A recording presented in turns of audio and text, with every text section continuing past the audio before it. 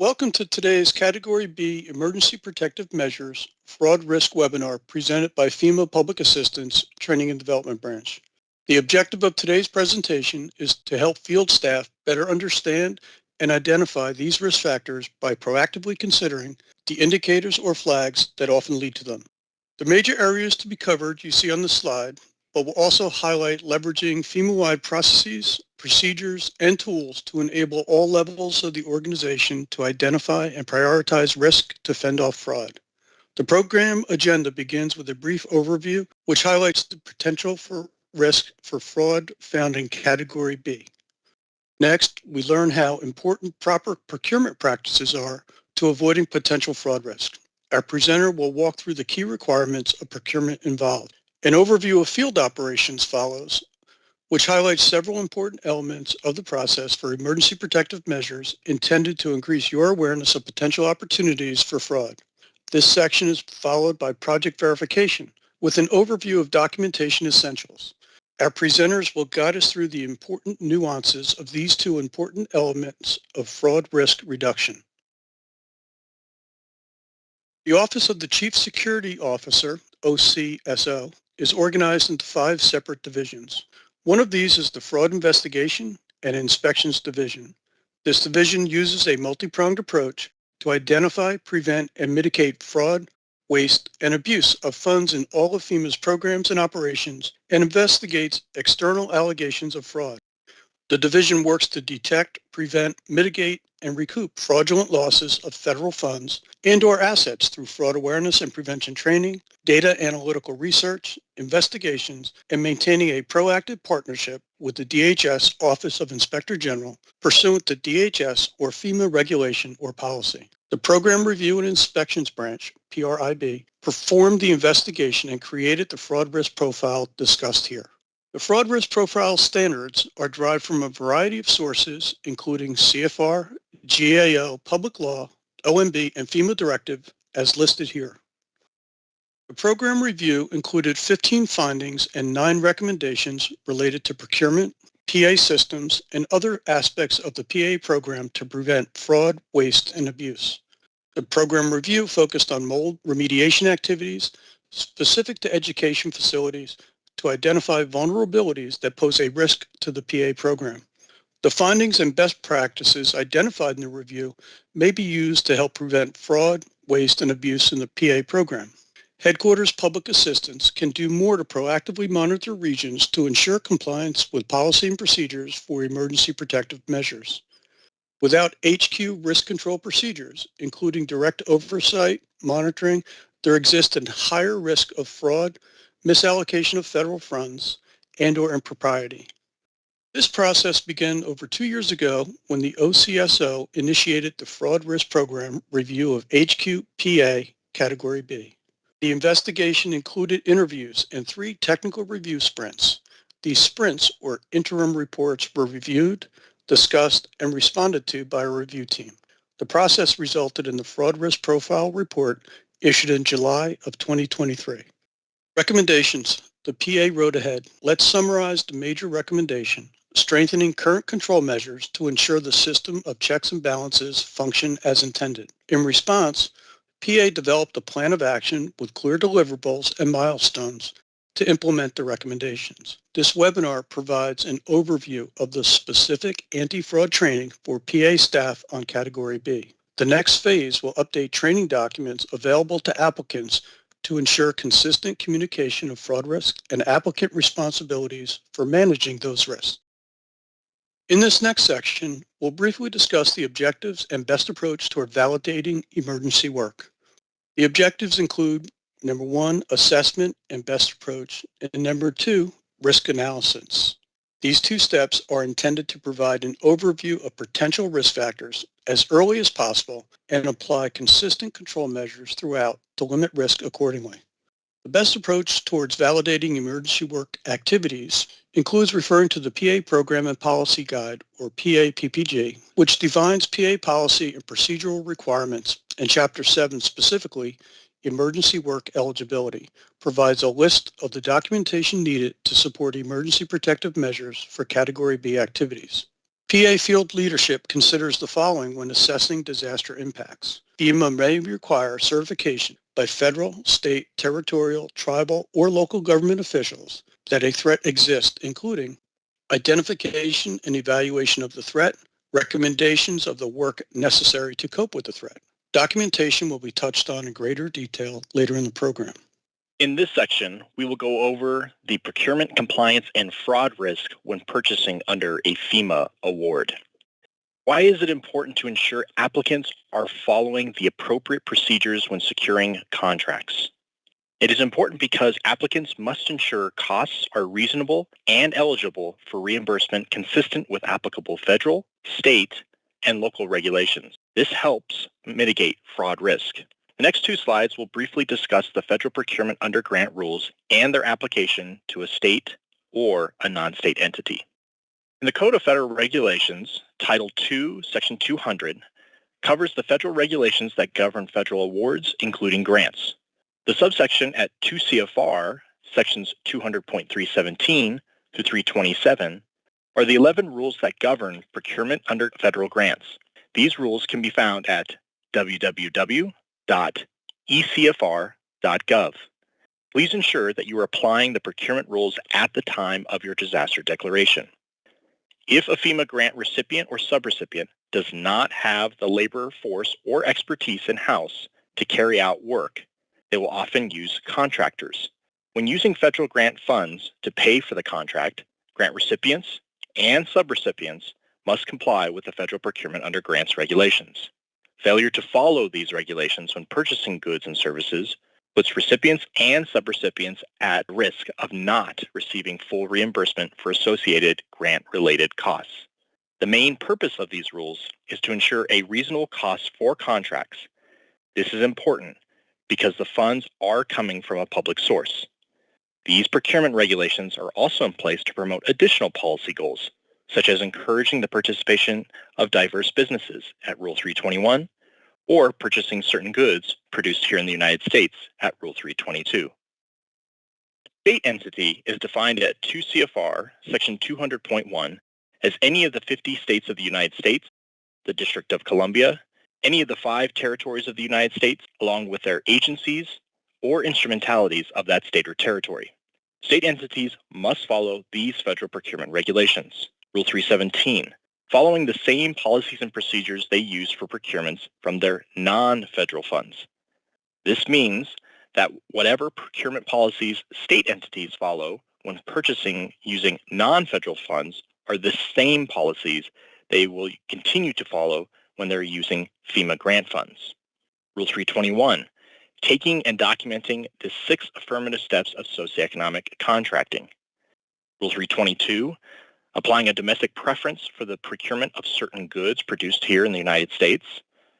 Rule 323, complying with guidelines on the use of recovered and recycled materials. And finally, Rule 327, including all necessary contract provisions.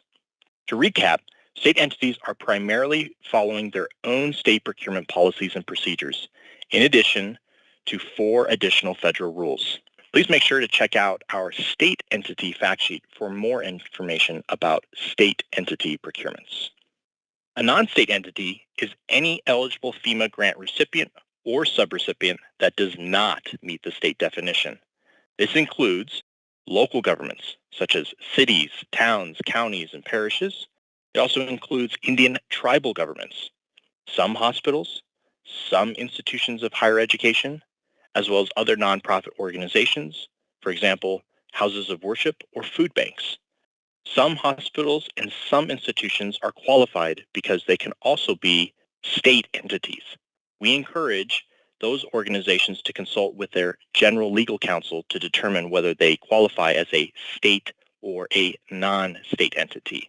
Please note that non-state entities must follow their own procurement policies and procedures, which reflect applicable state or tribal law, and ensure all procurements comply with the federal procurement regulations at 2 CFR sections 200.318 through 327. If there is a difference between the non-state entities' rules and the federal standards, non-state entities must follow the rule that allows for compliance at all levels of governance. In many cases, this may mean following the more restrictive rule.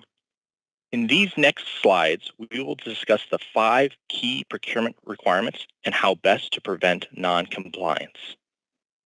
Number 1, have comprehensive documented policies and procedures. Both state and non-state entities should have written procurement policies and procedures that govern their procurement transactions. Non-state entities must have within their procurement policies, first and foremost, how conflicts of interest will be avoided or remedied. This helps prevent the appearance as well as organizational conflicts of interest and the acceptance of gifts. Next, how was the contractor selected and oversight being provided when conducting the work under the award? Avoid acquisition of unnecessary or duplicative items, only being procuring what is of necessary to the work. 4, ensure that only responsible contractors are selected and they have not been suspended or debarred. And finally, 5, identify how records will be maintained. Ensure full and open competition when awarding contracts. Full and open competition means that all responsible contractors are permitted to submit a sealed bid or proposal in response to the solicitation. It also means complying with the procedures for the informal methods of procurement. There are many benefits to full and open competition, some of which include increasing the probability of receiving the lowest, most effective cost option from the most qualified contractor, preventing favoritism, collusion, fraud, waste, and abuse, as well as allowing the opportunity for target firms such as small and minority-owned firms, women business enterprises, and labor surplus area firms to participate in federally funded work.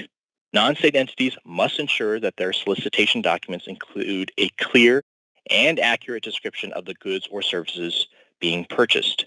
However, these descriptions must not unduly restrict competition. Awarding a sole source contract or a non-competitive contract is only allowed under a limited number of circumstances. One of those being during public exigency or emergency circumstances. These are situations that demand urgent action to prevent or alleviate serious harm or injury. If awarding a sole source contract due to emergency and exigency, it is important for the non-state entity to only use the contract during the actual period of emergency and exigency. And they must provide written justification to FEMA documenting their need to sole source that contract. Document that the contract costs are reasonable. It is important for non-state entities to document that the cost of their contracts are fair and reasonable. This is important because FEMA reimburses for eligible and reasonable expenses only. For all procurements over the federal simplified acquisition threshold of $250,000, non-state entities are required to conduct a cost or price analysis after collecting bids or proposals. This analysis will help non-state entities compare the prices provided by prospective contractors with additional independent sources. Let's discuss these 2 analyses. The first option is a price analysis. It is the examination and evaluation of a proposed price without evaluating its separate cost elements and proposed profit. Techniques may include comparing offers with one another, comparing prior proposed prices and with current proposed prices, comparing offers with competitive published prices, and comparing proposed prices with prices obtained through market research.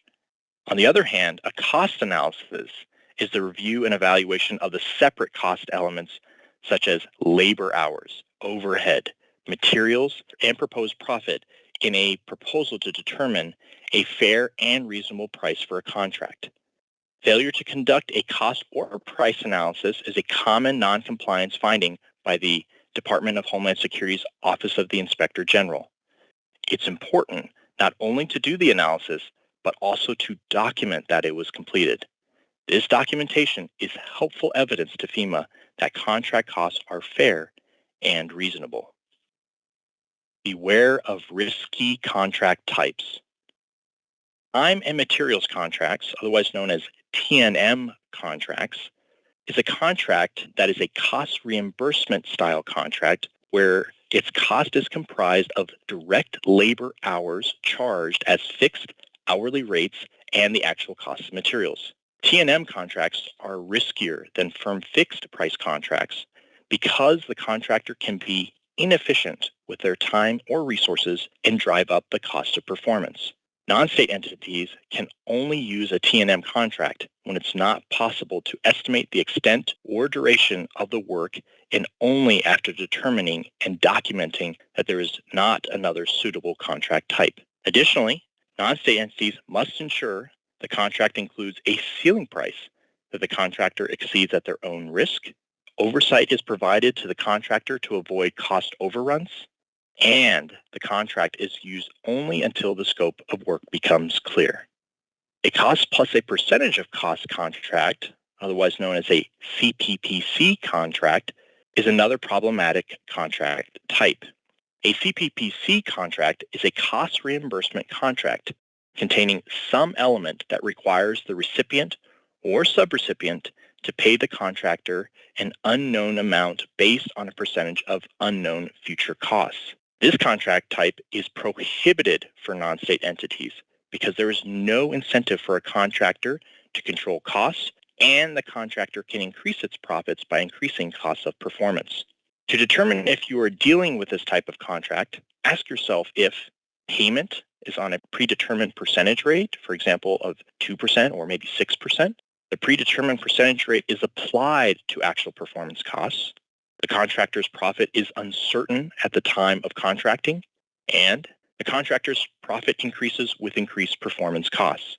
This contract type is prohibited even in exigency or emergency circumstances, and any costs incurred under this contract type puts a non-state entity's FEMA award reimbursement at risk. Please note for state entities that while the federal regulations do not explicitly prohibit the use of a CPPC-style contract, FEMA encourages that state entities double-check their own state procurement policies and procedures of whether they can use a CPPC-style contract. Include all federally required contract provisions. Both state and non-state entity contracts are required to contain certain contract provisions. These provisions are described in Appendix 2 to Part 200.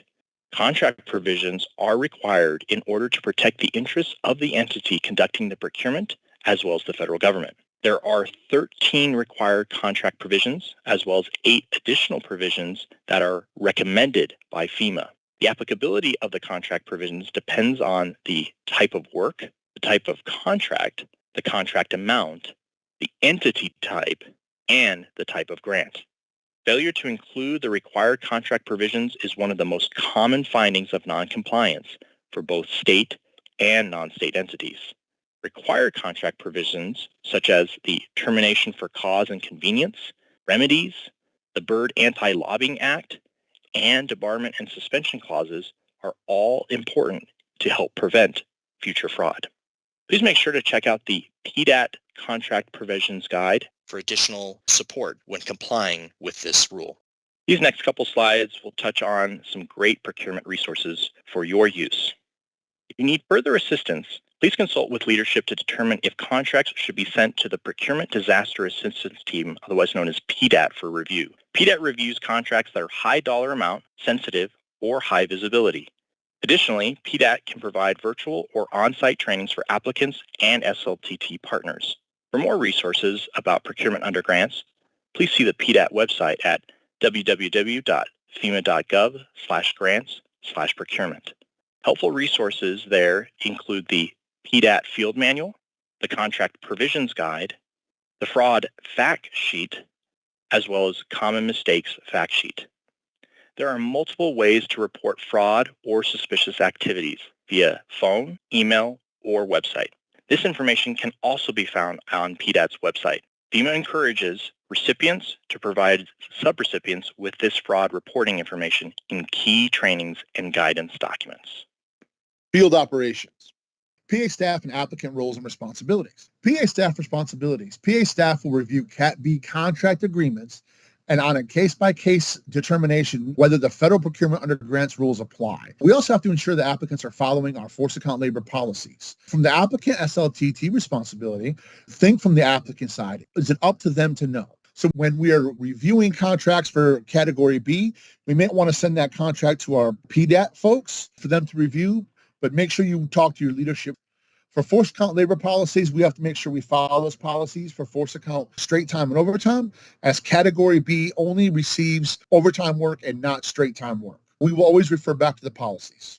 Applicant and state, local, territory, and tribe responsibilities. Our SLTTs must think from the applicant side. It is up to them to know. They need to know what our Category B contract agreements are on a case-by-case scenario, as well as if there's any questions, reach out to our PDAT team, which is our Procurement Disaster Assistance Team, and they can help you with any procurement questions.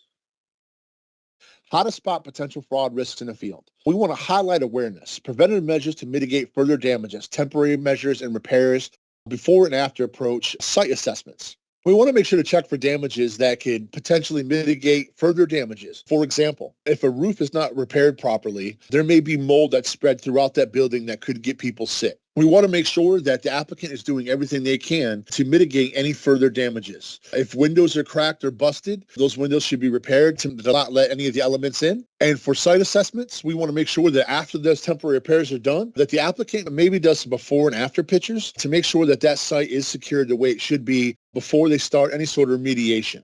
Here's a list of emergency work activities. In general, the applicant only has legal responsibility to conduct emergency work activities within its jurisdiction. If the applicant conducts emergency work activities outside its jurisdiction, it must demonstrate its legal basis and responsibility to conduct those activities. As you can see, some of the eligible emergency work activities would be pre-positioning of sandbagging, any of the expenses, meals, medical care, evacuation, sheltering, demolition of private structures, temporary relocation, temporary emergency repairs, mold remediation, temporary slope stabilization. That is just some of the eligible emergency work activities.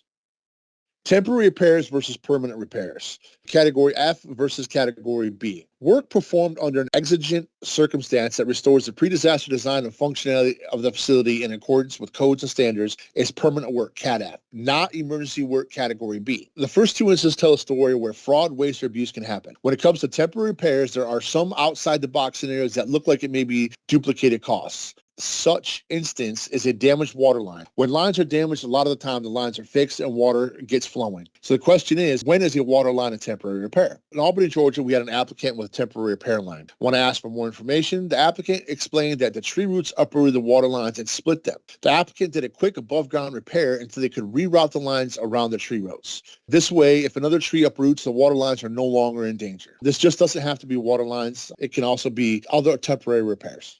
Temporary generators, when an applicant seeks reimbursement for a generator that's been purchased and has not been utilized. If the generator has not been utilized, then there will be no credit to the applicant for reimbursement for that Category B reimbursement.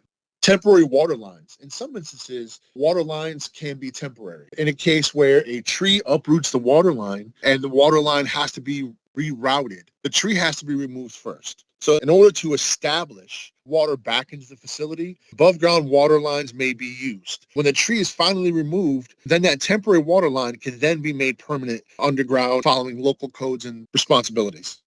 And we're going to talk about some case studies. Case study, demolition, Category A versus Category B. On August 2022, an F4 tornado came through Mississippi, causing extensive damage throughout the northeast portion of the state. The town of Camel Heights was in the direct path, suffering from critical damages. On September 2nd, a program delivery manager that was headed to a meeting in that area noticed some homes being demolished in Camel Heights. The PDMG noted there was nothing left on the property but ground. The PDMG reached out to the task force leader who met with Camel Heights and documented the following information. The town identified approximately 30 homes with the average age of each home being 60 years old.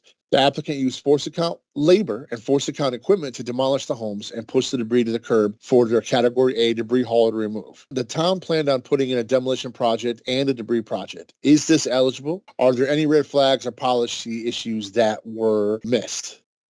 Per the FEMA wildfire policy, pre-approval from FEMA is not required for the applicant to begin demolition work. However, for the applicant to receive PA funding, FEMA must determine if the work is eligible. There is still possibility that some of these costs can be eligible. The applicant will have to address some of the red flags by not notifying FEMA with all the demo addresses and determination of PA funding. The homes were older and may contain asbestos, and no asbestos abatement or hazardous household waste abatement was done. This also means there's potential that asbestos was placed on the curb and taken to a landfill that does not accept asbestos. There was no EHP involvement or MDEQ, which is Mississippi Department of Environmental Quality. No assessments by qualified individual to show why the house was demolished. And of course, slabs are not eligible for reimbursement. So in this case scenario, we'll have to work with the applicant to get that following information and work with the leadership and with our environmental historical preservation to go through each and every red flag and try to satisfy those.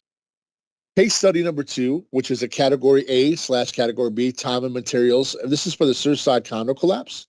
On June 24th, 2021, at approximately 1:22 a.m., the Champaign Towers South, a 12-story beachfront condominium in the Miami suburb of Surfside, Florida, partially collapsed, causing the deaths of 98 people. In some cases, FEMA will respond to these types of disasters. There were many specific policies that had to be followed in order to ensure reimbursement. The word debris was placed with the word rubble. Some of the rubble was taken to warehouses where it could be further investigated. The rubble was done by T&M, Time and Materials, because each haul that went to the warehouse needed police escorts. There was a case of environmental justice. The condo was located in Miami, which is an affluent part of town. The rubble was, however, being hauled to a part of the town in a much higher social vulnerability and poverty rate. The citizens were also not happy with the high rate of traffic and almost round-the-clock law enforcement. It was decided that the rubble temporary debris staging site was in fact non-compliant with environmental justice, and a new temporary site was found, and the debris was hauled to that new site. Please note that time and material contract was used, and it was approved because there was no set scope of work or timeline for that rubble to be hauled. Each truck that was loaded had to wait for the 4 subsequent trucks to be loaded and a police escort. Therefore, time and materials was used for this contract.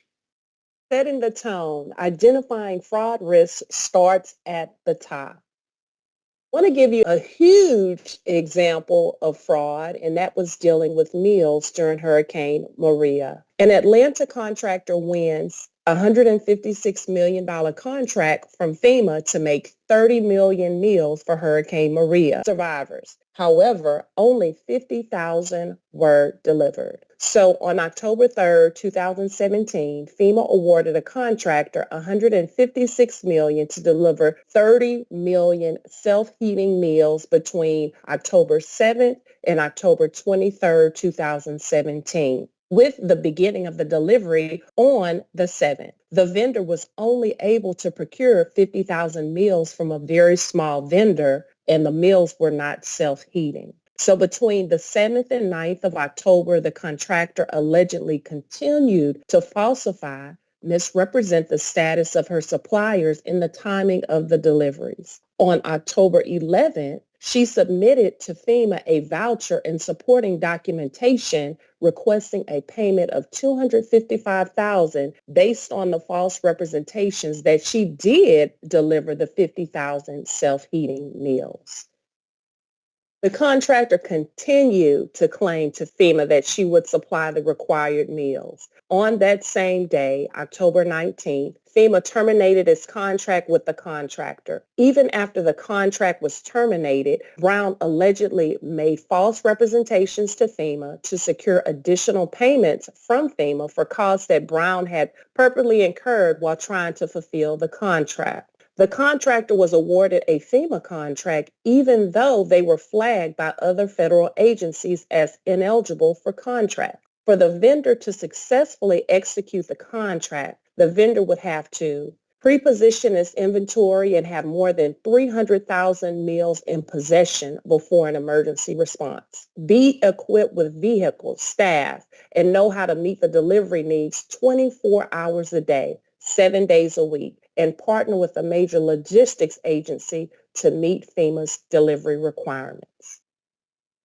Now we're going to look at the outcome of the case study with meals. The contractor was arraigned before the U.S. Magistrate Judge, charged with 11 counts of major disaster fraud, 14 counts of wire fraud, 1 count of theft of government money, and 3 counts of money laundering. The contractor was indicted by a federal grand jury on September 27, 2022, and still waiting on sentencing. Just wanted to spotlight how everything starts from the top. The agency failed to do due diligence on SAM.gov, where there were several violations that were identified in the Performance and Integrity Information System, where she had a warning that was issued that the contractor wasn't eligible until January 2019. The contractor did not follow agency protocols. Examples of fraud and waste were: the contractor promised they could deliver 10 million meals per day, utilizing 210 trucks, knowing at the beginning they could not fulfill those orders.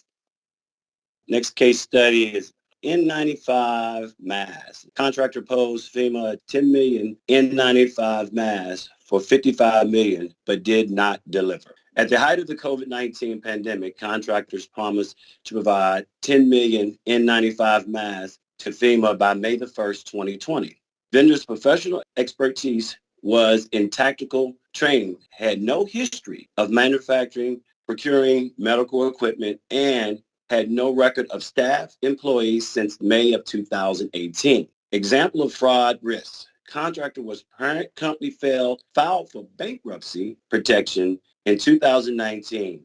Had promised to deliver 10 million N95 masks by May 1st, 2020, despite having no history of providing such material to the government. Contractor promised masks 2 weeks ahead of schedule. However, the order was never filled. The contract was canceled by FEMA on May the 12th on the grounds of non-delivery. Example of fraud waste. Contractor whose parent company filed for bankruptcy protection in 2019 had promised to deliver 10 million N95 masks by May 1st, 2020, despite having no history of providing such materials to the government ever. Project verification. We want to make sure that we review the supporting documentation. Is it the required uploaded documentation? Is it the correct document? Does the document follow our policies for straight time, equipment rates, etc.? Verifying invoices are within the correct date ranges, cost shares. Verify invoices do not contain cost plus contracts. Do photos and GPS coordinates make sense? Part of our contract review, does that project need PDAT contract review? Make sure you check with your leadership. Is the PDAT review letter uploaded? So that's a couple of things we want to check out with project verification. In order to verify that quality standards have been met, we suggest that contracts be thoroughly reviewed through PDAT. The vetting process also serves as a quality control measure to ensure that the contractor does not pose a potential fraud risk.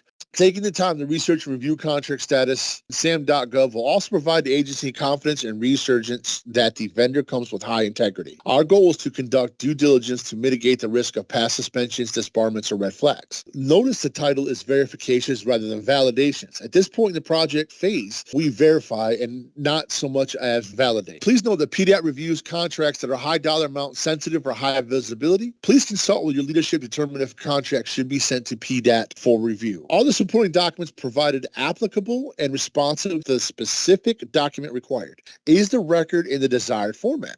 Does it provide the detail required, or does it have to be filtered and sorted? Is the record PDF or Excel to facilitate validation by our Consolidated Resource Center? Verifying the provided records are applicable and responsive at the appropriate phase will help support the CRC validation during the upcoming phases. I want to talk a little bit about the wildfire memo. In our policy guide, version 4, page 108, it reads, if more than one wall of a structure is standing and not in immediate danger of collapsing, FEMA considers this removal of that structure to be demolition and not debris. That has been superseded by the wildfire memo, and the wildfire memo was put out in 2022. Demolition is no longer the determining factor in categorizing removal of a destroyed structure as demolition versus debris removal. The determination that a structure is destroyed and or in immediate danger of collapsing must be made by the authority having jurisdiction in coordination with a qualified individual. Demolition of commercially owned structures is generally ineligible, as it is expected that the commercial enterprise retain insurance that addresses the cost of demolition. However, in very limited extraordinary circumstances, the FEMA regional administrator may provide an exception regarding work eligibility for demolition activities. In such cases, the applicant must meet the policy guide requirements for debris removal from private property. DHS Office of Inspector General hotline. This is used to report corruption, waste, fraud, and abuse, mismanagement, misconduct to the Department of Homeland Security Office of the Inspector General. There is the phone number along with the internet link and the address, which is the DHS Office of Inspector General. Mail stop 0305, and that's attention hotline. It's 245 Murray Lane Southwest, Washington, D.C., 20528-0305. And that ends our Category B Fraud Risk webinar. Thank you for your time. If you are working with any documents used for a FEMA grant, you are responsible for safeguarding personally identifiable information, or PII. PII refers to anything that can be used to directly or indirectly identify an individual. Some examples of PII are names, addresses, social security numbers, and financial account information. This type of information must not be uploaded into Grants Portal or Grants Manager. To report corruption, waste, fraud, abuse, mismanagement, and/or misconduct, contact the Department of Homeland Security Office of Inspector General by phone at 1-800-323-8603 or via the website or mailing address listed on the screen now. Procurement requirements are among the most complicated parts of the PA grant process, and noncompliance can result in deobligation of funding. Please make sure that you are following FEMA's procurement guidance for recipients and subrecipients. Federal requirements for procurement and contracting are described in 2 CFR Part 200. The Procurement Disaster Assistance Team, or PDAT, offers some training and tools on their website, www.fema.gov/grants/procurement. For technical assistance with Grants Portal or Grants Manager, you can call the PA Grants Portal Grants Manager hotline at 866-337-8448. National hours of operation are 8 a.m. to 6 p.m. Eastern, Monday through Friday. The hotline can also be reached by email at FEMA-recovery-pa-grants@fema.dhs.gov. We have many other recorded webinars and tutorial videos available on our YouTube channel. You can find them by searching for FEMA Grants Portal on YouTube or by navigating to the Support Center in Grants Portal or Grants Manager. Thank you for watching.